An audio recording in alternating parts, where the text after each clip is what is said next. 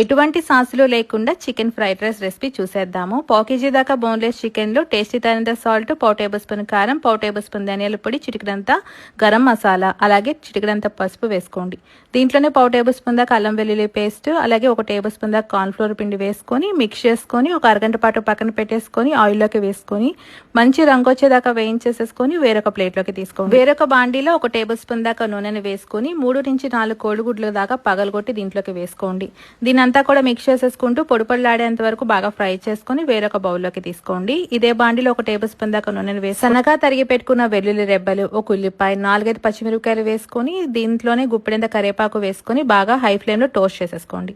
తర్వాత కోడిగుడ్డు మిశ్రమం మరియు చికెన్ అంతా కూడా వేసుకొని మిక్స్ చేసుకున్నాక ఒక కప్ దాకా రైస్ ని అంటే ఉడికించుకున్న రైస్ ని దీంట్లోకి వేసుకోండి.